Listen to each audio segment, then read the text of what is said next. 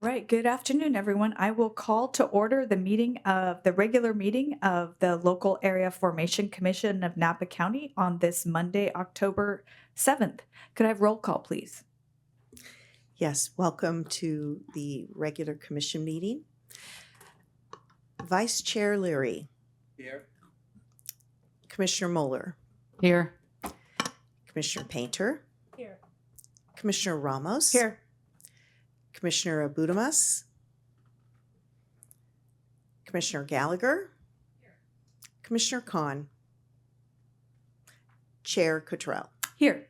Let the record reflect that alternate commissioners Abudamas and Khan are absent today, and we have a quorum for our meeting today.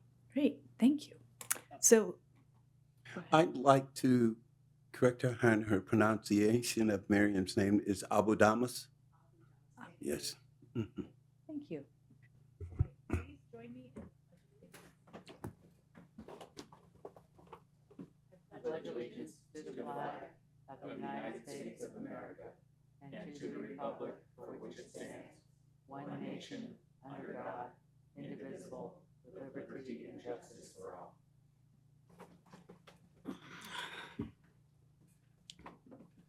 All right. Item 3, approval of the agenda. Do I have any questions or comments about this agenda? I'll make a motion if you don't. Go for it. I'll make a motion to approve today's agenda. Is there a second? Second. All in favor? Aye. Do we have any public comment today? Stephanie, do you have any folks on the line? I do not. Okay. All right, we'll move right into agenda item number 5, consent items.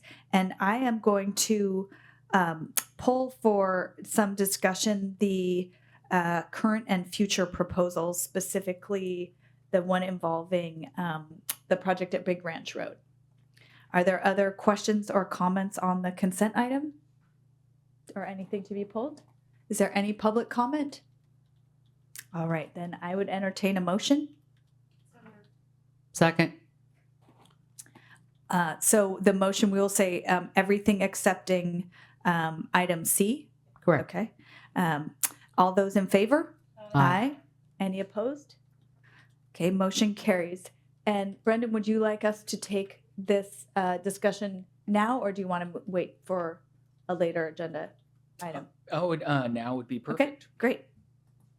So I had asked Brendan if we could have just a brief discussion, given that we don't that item is not an active proposal, but it could be coming to us at some timeline. And my question there was, there's a reference that LAFCO does not usually support annexations that create other islands, except in certain circumstances. So my question to you is if you can walk through, give us a little bit of background on what those circumstances might be, and then anything else you want to share about this potential proposal. And also, Commissioner Painter, this is a City of Napa action, so anything that you want to share too would be welcome.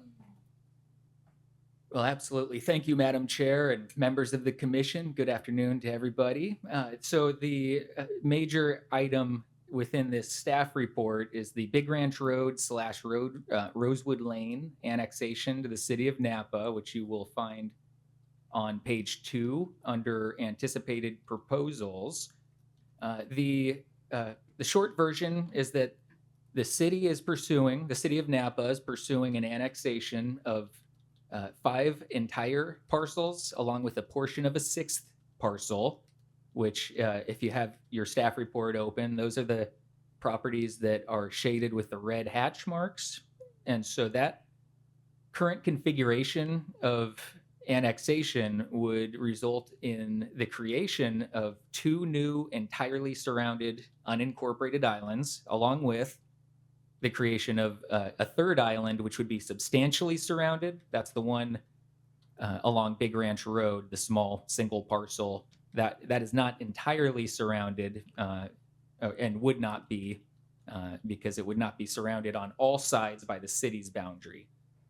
Now, the issue is that state law prohibits the creation of new, entirely surrounded islands, except in very specific circumstances, which it essentially boils down to the need for cities to develop in a logical and orderly manner. And if the prohibition of the annexation, because we don't want to create new islands, if that prohibition on annexation, if it stops the annexation, then the city is unable to meet their needs with respect to orderly development. And in this case, I know the city's goal is to have LAFCO find that this does meet that exception because the city needs housing units to meet its regional housing needs allocations. And there are very few housing sites or potential housing sites within the city of Napa's rural urban limit line.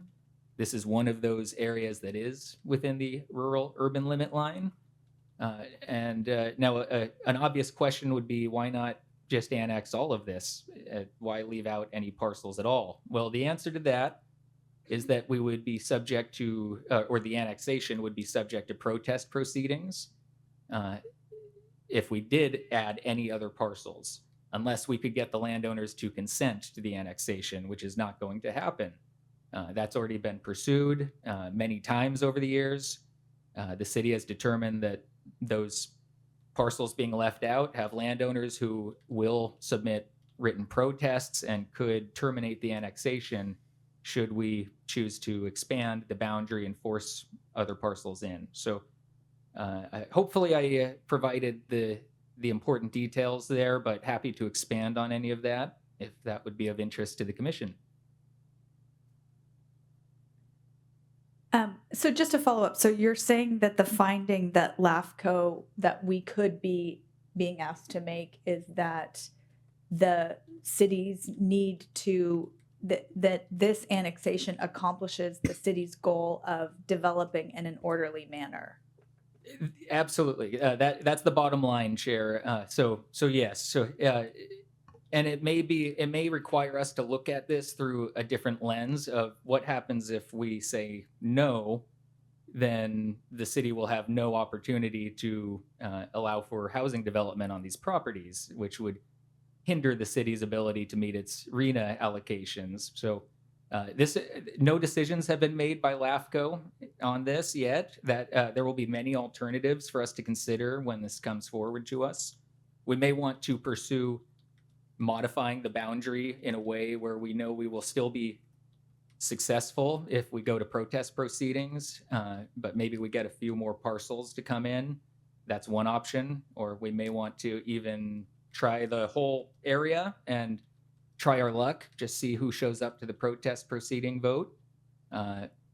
Or we may decide to agree that the city has a sound argument that this is part of the city's orderly development plans as planned in the city's general plan. So by no means has a decision been made from LAFCO yet, but I have been engaged all along from 10 years ago through today. I've been meeting with landowners and city representatives on this area, and we've been strategizing to try to find what is the best option. And it does appear this is a viable option that could work. Mm-hmm. Okay, thank you. Did you have a question? I do. I don't have anything to add except to just say and to clarify that the city is processing an application. The city is not the applicant. So that's important to consider. And we're not discussing the project today, so I want to be extremely cautious about sharing any additional information, but just wanted to let you know that this annexation request was considered by our planning commission and is going to be coming forward to city council. It has been an area within the SOI for quite a long time, and we'll get all that background and information, but before judging all that, I think we need to have the full record in front of us. Yeah, great point. Chair, Commissioner Mueller, and then Commissioner Gallagher. Okay, well, I'm very sensitive to, I know we're not discussing this today, but I have another question. It seems similar, but if I'm going too far left or right, maybe our attorney will tell me. So we were just asking how does it work with not creating islands? So I have another question, since one of these parcels is just a portion that's being annexed. Does that require a lot split ahead of time before that's done? Or is it done at the time of annexation? Or am I too far left or right on this? Am I talking about?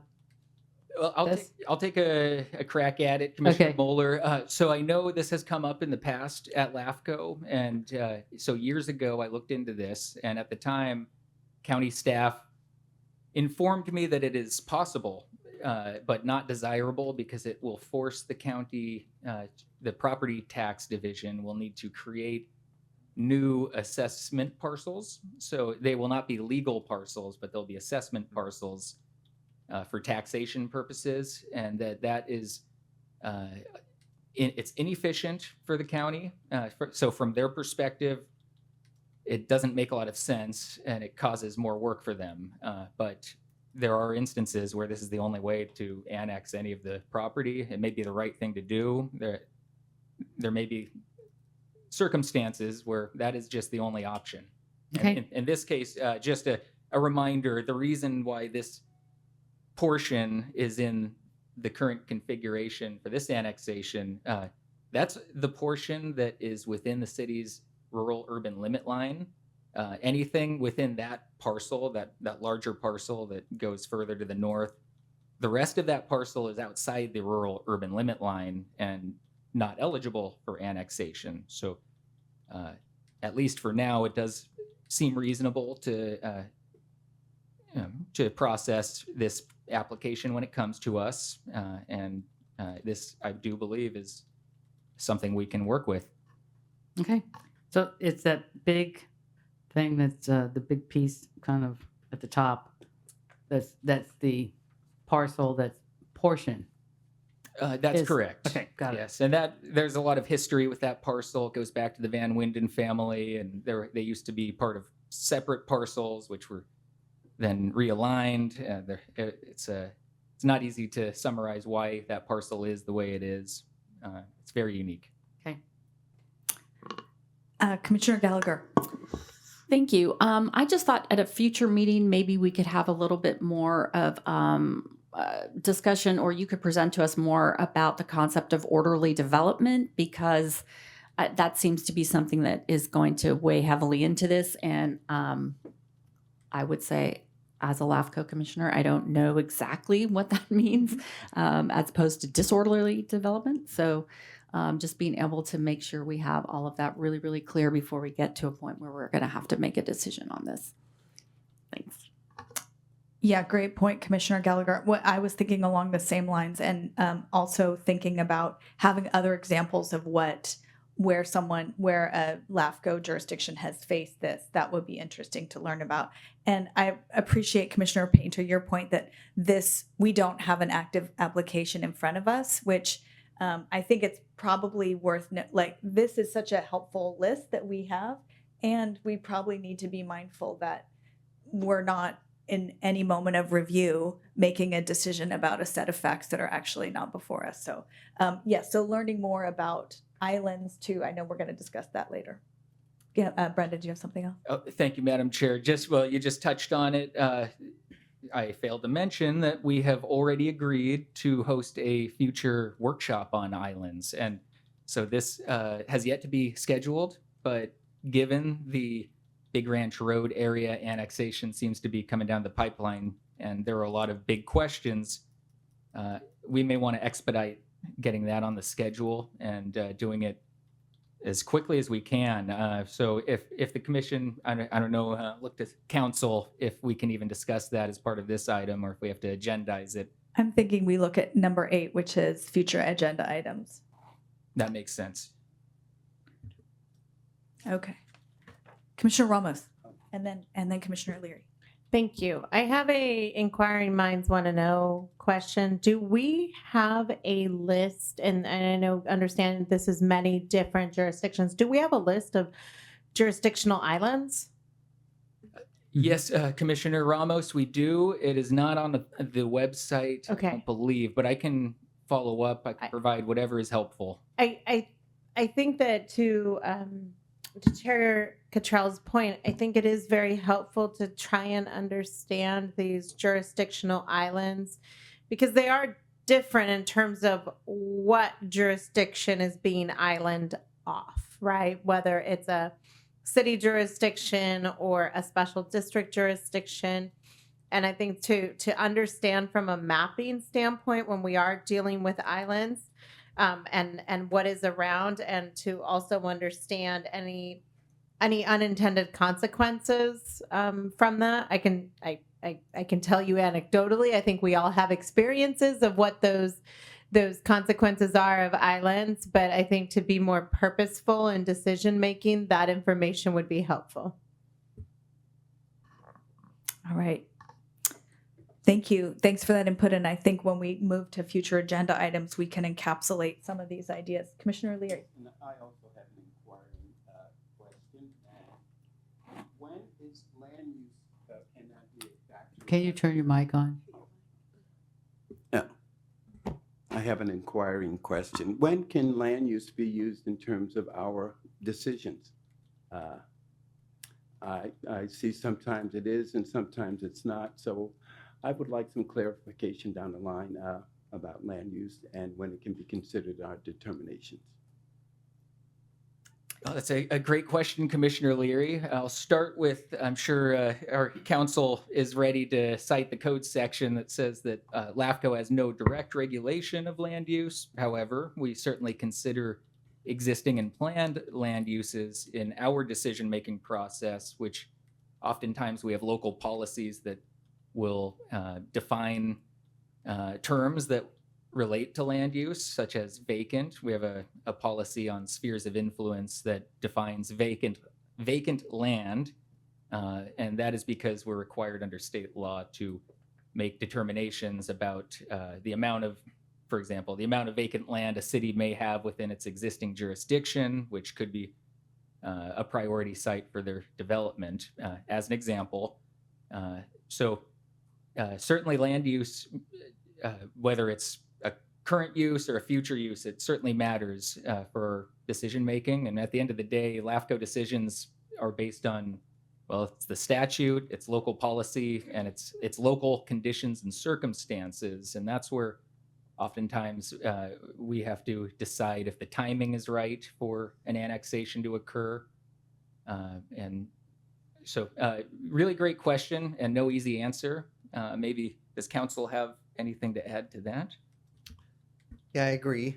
The commission can't regulate land use, but you do have to consider it. And in some cases, you're required, and in other cases, you can. In this case, you're going to be considering orderly development, and land use is relevant to orderly development. To answer another question from Commissioner Gallagher, the CKH would require that you make a finding that the restriction would be detrimental to orderly development. The way you'd make that finding is to look at evidence in the record. That's going to be whatever the application is, and then the discussion, public comment, other things, and then you would weigh those competing interests and arguments, and then decide and make a finding. And if the commission makes it, that finding would be entitled to deference. All right. Thank you. So with that, we will move on to item number 6, the action items. And first up, we have 6A, proposed Lynn Drive annexation to the Napa Sanitation District and associated CEQA findings. So point of order, I'd like to make a motion that we approve consent calendar item C. Thank you. Thank you for coming back to that one. Is there a second? Second. All those in favor? Aye. Motion carries. Thank you, Commissioner Muller. Can I just thank Stephanie for putting this together? I thought it was very useful, so thank you, Stephanie. Yeah. Great point. So 6A, proposed Lynn Drive annexation. Well, thank I'll you. turn to you, Brennan. Thank you, Madam Chair. I'm going to keep this one brief because ultimately this is a pretty straightforward annexation. We receive a lot of these. A landowner submits a proposal to annex a single parcel to the Napa Sanitation District. In this case, the parcel is located at 25 Lynn Drive in the city of Napa. It's about 1.67 acres in size. It's located near Redwood Road, identified as APN 20-560-001. Existing land uses within the property are currently limited to one single-family residence, although the property owner would like to construct a second residence following annexation. But that would be a future potential development that is not part of the commission's considerations today, as there's no project underway yet. That's more of a future desire on the landowner's part. And annexation into the sanitation district would not only serve the existing property, single-family residence, but any future residences that may be permitted and constructed on the property. This property was added to Napa Sanitation District's sphere of influence in 2006 as part of a comprehensive update initiated by LAFCO. There was no request by the property owners, but rather LAFCO looked at areas that needed to be better aligned with where the city of Napa's boundary already extended to. Some of those areas were outside of the district sphere. We decided to align those boundaries and spheres a bit better. Also want to mention that for this proposal, Commission Council has confirmed the annexation is consistent with 5 separate CEQA exemptions, which are all listed on the agenda, as well as in the staff report for this item and the draft resolution. And now another key note on this one is that I'm guessing some commissioners noticed there are some other properties nearby. Some are immediately adjacent. That goes to our islands discussion we just had. This is what I would call a district pocket, where it's not an island because islands only apply to cities. Technically, that's just it's a statutory definition, and so districts don't have islands per se, but they have the same issues, the same illogical boundaries and service inefficiencies. It's all the same issues. We just don't have a streamlined annexation process for districts. So in this case, staff did pursue expanding the annexation area proactively to attempt to include some or all of these other properties within the pocket. However, Napa Sanitation District staff confirmed that there would be major challenges with including other parcels. The challenges relate to getting easements through other parcels to get to the sewer main, and that's only if the slopes work out, which is that remains to be seen. And that would truly be a best case scenario. So just because this would be more complicated to connect some of these other properties, we decided not to pursue annexing any other properties now. So that's why we're keeping it to just the one single parcel here. With all of this in mind, staff recommends the commission approve the proposal and make the necessary CEQA findings by adopting the draft resolution included as attachment 1. And I'm happy to answer any questions that you may have. Thank you. Are there any questions at this point on this item? Yeah, I would be curious to where the connection would be then to Napa Sands. If the other properties, it's too difficult. I wish I would have been there where the hookup's going to be. Well, Good question, Commissioner Leary. So that is something that Napa Sanitation District staff gave me an opinion on. They say the most likely scenario is that these other parcels will be required to install new sewer mains and manholes with the nearest sewer facility approximately 1,700 to 1,800 linear feet away on Rubin Court near Redwood Road. And so we may want to take a look at this, and next time we update Napa Sanitation District sphere, it may be worthwhile that we might want to say, hey, is this truly an appropriate area to keep in the sphere? That's something that we added it in the early 2000s. I mentioned, I think 2006, I said, yes. And so maybe we didn't think through some of these challenges back then. So something to keep in mind when we get to this, the Napa Sanitation District sphere update, which is on our work program. thank you. Other questions or comments? Do we have any public comment? Okay. So I will entertain a motion on item 6A, proposed Lynn Drive annexation. I'll make the motion for approval. Second. All in favor? Aye. Aye. Aye. Motion carries unanimously. All right, so we will move to item 6B, the discussion considering establishment of an ad hoc policy subcommittee. Thank you, Madam Chair. I will handle this one again. So this item follows from comments that were provided by several commissioners during recent meetings, as well as internal staff notes about the need to revisit some of our local policies. As a reminder, the commission does have an existing set of policies that were reviewed and updated by a previous ad hoc policy committee, which their work concluded in 2022 and resulted in a policy manual. And staff believes that the best approach to update the policies again would be for the commission to establish a new ad hoc subcommittee and appoint 2 members to advise staff in another round. Notable policy issues relate to things such as our budget and specifically our reserves policy, outside service agreements, disadvantaged unincorporated communities, CEQA, legislation, and even more.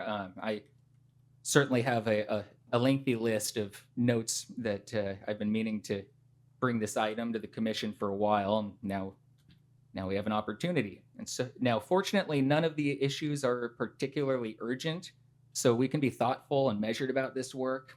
We don't have to get started right away. And bless you. Thank you. The staff report for this item includes a recommendation for the commission to set up the committee and appoint members at today's meeting.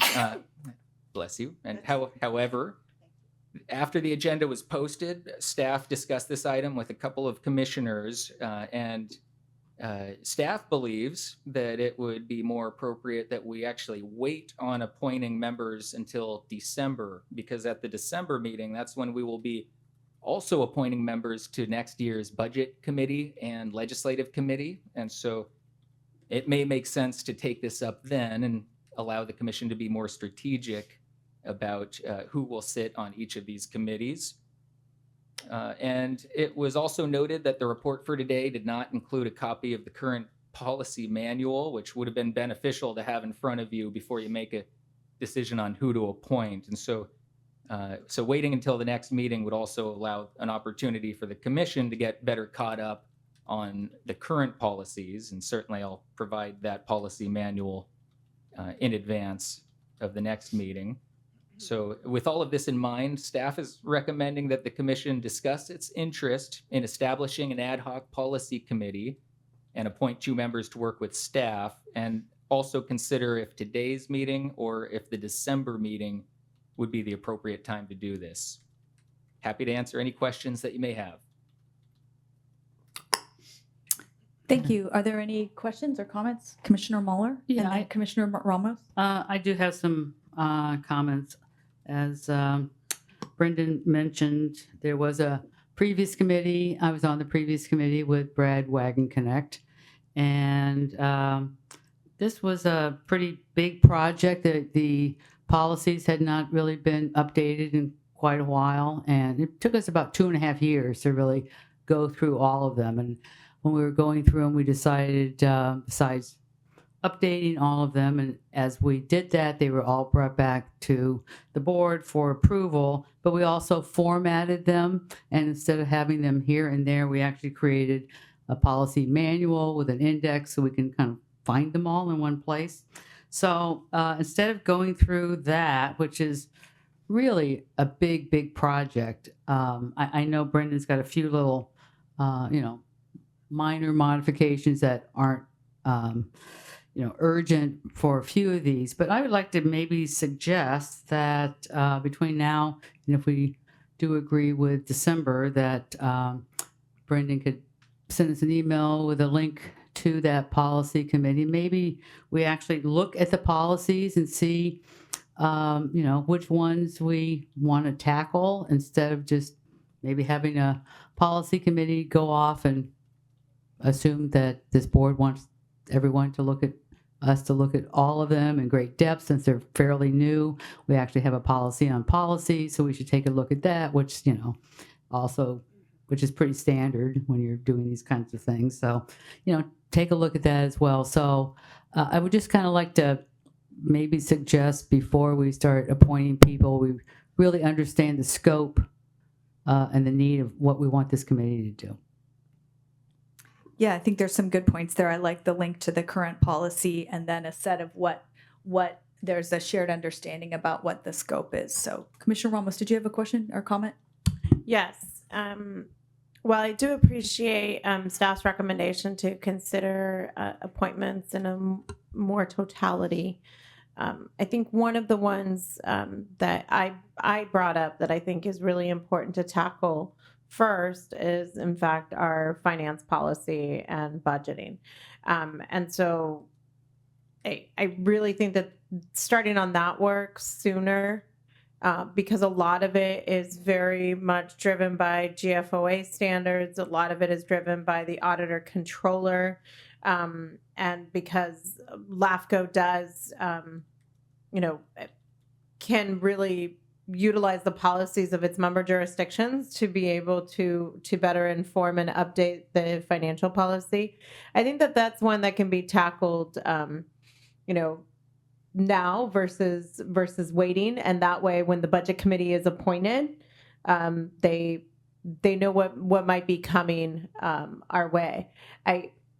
I don't think it's necessarily a here are all the policies and get them all done. I do think work needs to be, discussions need to be had at the commission level to hear from commissioner and their concerns. But I know budget was one because we changed things around based upon reserves and percentage of reserves as per the current version of the financial policy is off by a very large percentage as compared to other type of interfund accounts and internal service fund accounts and our own practices at the city, at our respective cities and town and counties. So I would recommend we move forward with the policy committee, have them start on budget, and then we can have a discussion item at our December meeting of what other policies should be looked at. Thank you. Okay, so we have a couple different perspectives here. We've got a let's wait, let's move. So we can talk about that. One of the things for me, one thing I would like to be able to, I think we can have a conversation in this moment about interest in this committee, because I think the other piece that I want to be mindful of is if someone's interested in this committee, then perhaps they wouldn't be. I'd like to see us spread the work around. So if we have other committees that will be doing appointments in December, I might suggest that we're not having the same people sit on those committees. I think it helps even out the workload. But in terms of whether we go forward today, I do like this. We need to make sure that we're clear on what the scope is. And if we know that there's priorities, we could start too. So other commissioners want to weigh in on this? Yeah, I want to thank you, Valia, for clarifying one of the issues. That's what my question was. Well, what are the issues? Are there any glaring issues right now? One minor, I guess, is participation in attendance, which you just alluded to. Leave of absence. Commissioners. Do they need to be here? So that's one of the glaring things that I see and looking at. So, are there other things that the commissioners see that we need to look at before we try to dismantle everything and start? But and just work on those kinds of things that we deem that are important right now, because 2 years ago they did a lot of work on this. Yes. Commissioner Painter. Yeah, I would agree. We want to be sort of strategic on what we're going to be looking at. And budget and finance makes total sense. I think we all need to just take a refresh and look at the policies to make sure, if there are a few others that rise to the surface, that we identify those. So I don't really have a problem in waiting until December. I don't think that's going to be too far off in terms of establishing policy around our next budget cycle. The other thing that we have talked about a lot, and I want to sort of put it in the lens of our policy, is this notion of what is independent and what independence means. So I want to have a chance to reread the policies and see if anything rises in terms of looking at those policies. But I don't see an urgency to set it up today, but I do think being strategic, making a list so that the ad hoc committee has a short list, not come back, study everything and open it all up. I have one more. For that. Yeah, I just wanted to respond to that. I think that makes sense. I think the other thing that we could do, because I also get this, let's not delay on it. We could talk today some about what the schedule or expectations would be of this kind of policy, so that if we identify folks, well, first of all, I would like to hear from folks today about their interest in it, and then be able to say what is a meeting schedule that could work with the commissioners involved and also with staff. So Commissioner Mueller. Just another comment, since I'm pretty familiar with the policies. I do think, by looking at them, everybody, it's not something that we sit around. It's like, oh, I wonder what our bylaws say. Oh, I wonder if we have a policy on this. So it's just something that I think is a good training practice too. I think since based on a previous discussion we were having today, we do have a policy on islands. You can take a look at that. Maybe something might come up that, perhaps we need a definition on orderly development or not. And I think it'd be good to do some of those things before we might have an agenda item before us that then we're a little bit stymied on what all this means. So anyway, when you kind of look through them, that's what I would kind of suggest is, make a short list or a long list, whatever you desire, on which ones you think are interesting. And sometimes it's worthy just having a discussion on our policies without necessarily changing anything too. But I think they're important. That's why we spent quite a bit of time doing them. And anyway, and also take a look at our policy on our policies and see if we've really got that right. Okay, so it sounds like there's a suggestion that we all have as homework a review of the existing policies. And then at the next meeting, we can bring back, I think, other items. Brendan, it would be great to have your list as well. And then the discussion is about honing in the priorities. I do hear, and I agree that I think the budget and finance one, really wrapping our head around what we want to see in that one, rises to the top. Commissioner O'Leary, your point about, I think you're kind of getting to expectations of commissioners. And then we've got what is independence, and also a discussion, a review of what we've got in there on island. So I think we've come up with kind of a set of 4 or 5 here that we could maybe slot into the ones that you have been making a list about too. But Commissioner Gallagher. Can we also, and maybe we could have this today, just the other subcommittees and who sits on them? Because I don't think I've offered to sit on one, and I certainly am not trying to not be helpful, but I don't really know who's sitting on what. And maybe, we can also at the next meeting talk a little bit about, well, I don't know, at that meeting we'll be shuffling around on the different committees anyway. December, we have I'll jump in. So we actually don't have any current committees that are active. Oh, okay. In the past, we've had standing committees that continue. For example, legislative committee was a standing committee. It's now an ad hoc committee. I think that technically is still in effect, because I believe we say that committee, the legislative committee, will terminate at the end of the legislative year, which is over. So well, if it's so that one, whether or not it's the committee's work is done, certainly. Okay. So So there are no other committees standing where other people are serving at this point. Is there a budget? There's not a standing budget committee? That's also ad hoc. So that the ad hoc budget committee terminates with the adoption of a final budget. Okay, but then we'd stand that up again for the next budget cycle.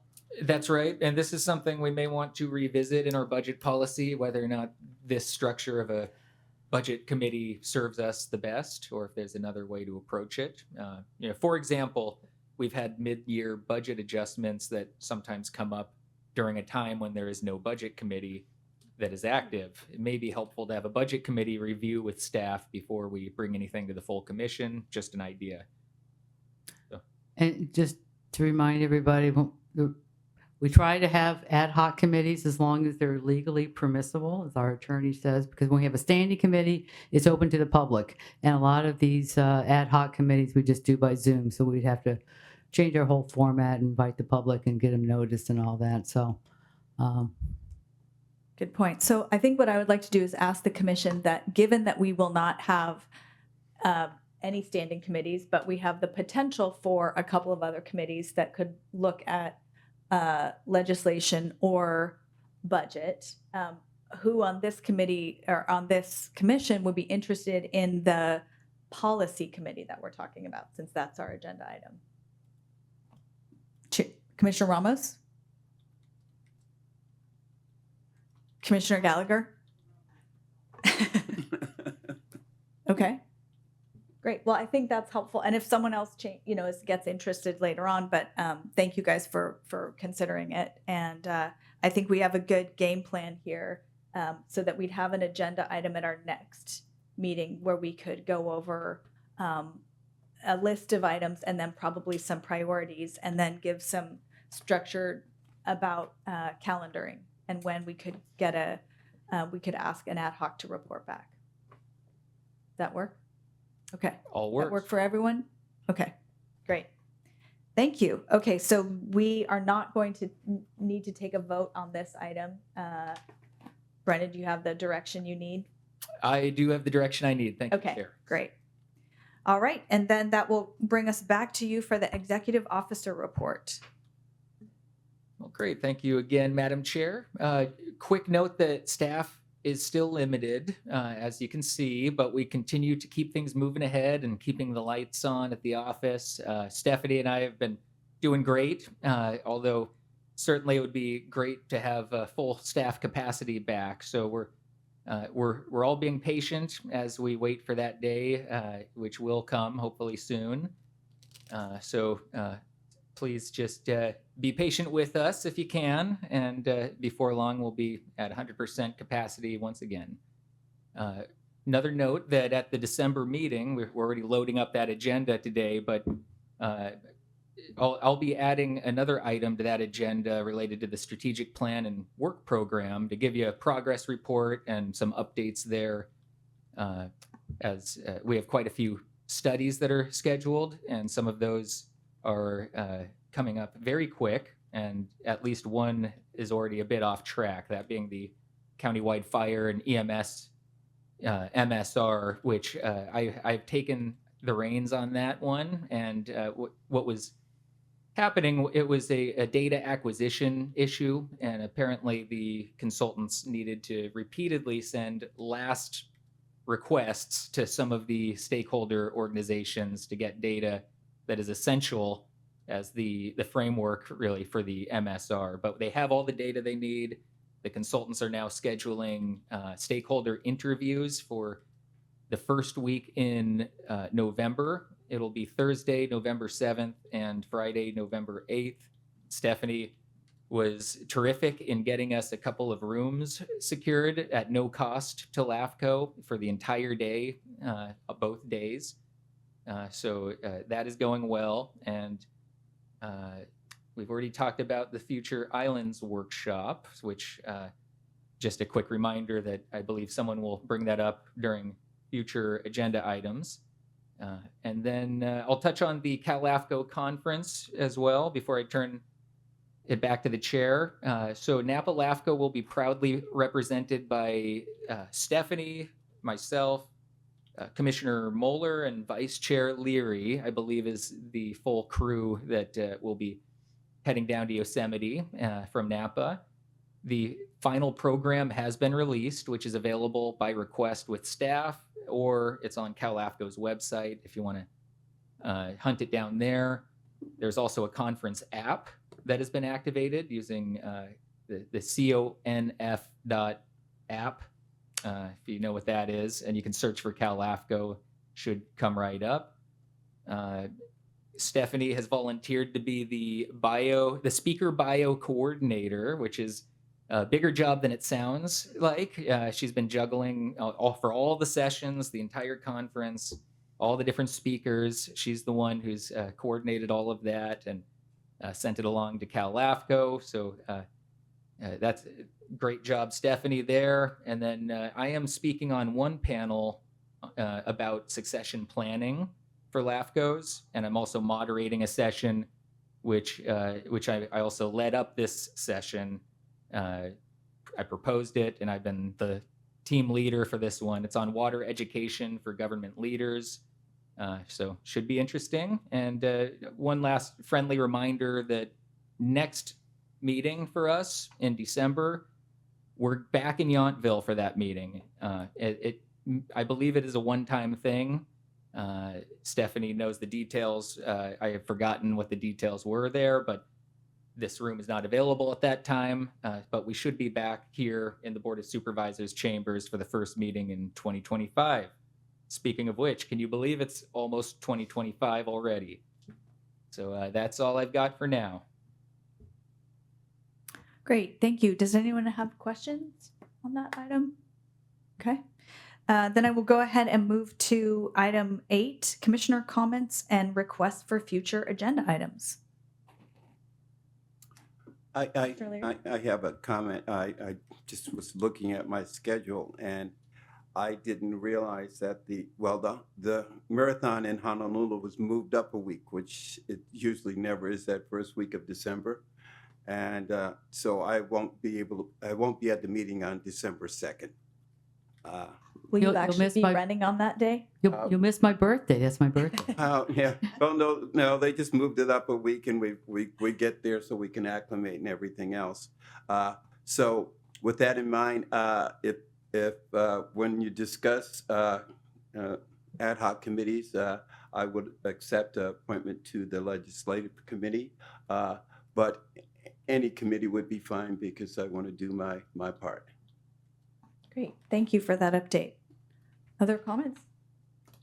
I wanted to just mention that I had spoken with Brendan about the fire MSR because I had noticed that the RFP was signed in November 2023, and they are just now getting started. And we know AP Triton is a firm that's worked well in the community, and that it does take a lot of time to get those all the input they need. And I appreciate that you're going to be keeping track of them, because I think in the other contracts that they've done, I think having a staff person be actively involved in their process helps things move forward. So thank you for that.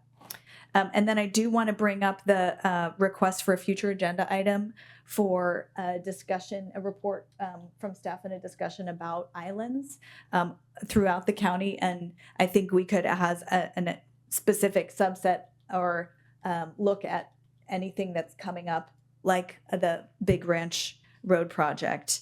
And so let's see, we talking about a map, or so we could see where are the islands in the county, the concept of what might be some unintended consequences around addressing those.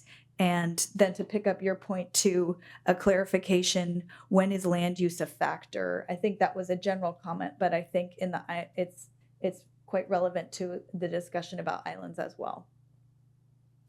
And anything else at this point? Okay, with that, we will go ahead and adjourn to the Monday, December 2nd meeting at the Town of Yountville Council Chambers. Thanks.